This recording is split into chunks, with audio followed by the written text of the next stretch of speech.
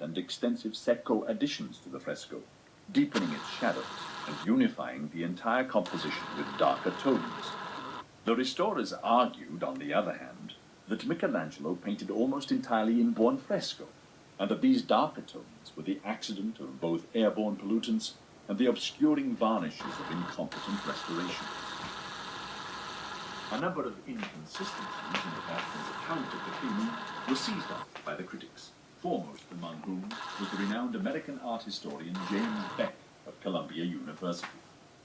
The Vatican first reported, for instance, that the application of paraloid B72 was thorough, complete, and overall, only to retract this statement a few years later, when critics argued that the resin might eventually turn opaque, asserting instead that no protective coating of any sort was applied to the fresco, other than in a few places on the lunettes.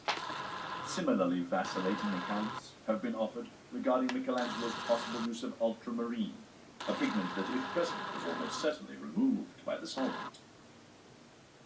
Despite anxieties about its methods, the restoration brought to light an extraordinary amount of new information regarding Michelangelo's technique, influences, and collaborations.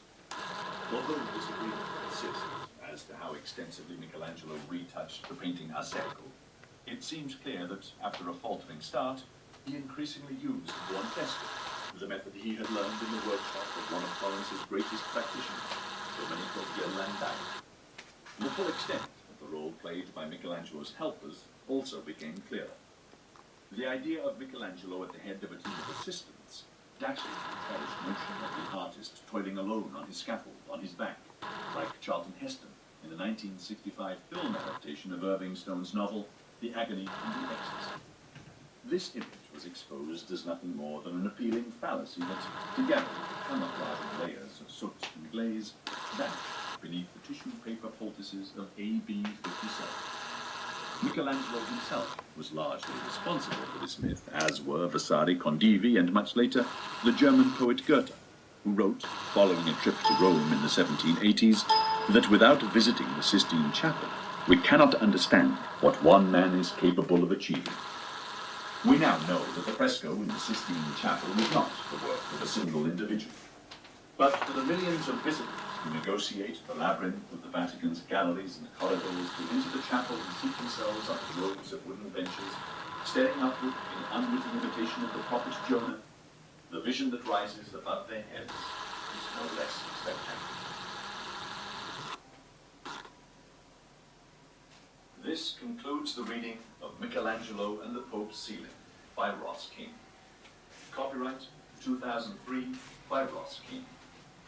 This full-length reading was published by arrangement with War. It was produced in 2003 by Books on Tape Incorporated, which holds the copyright thereto. This book was read by John Lee.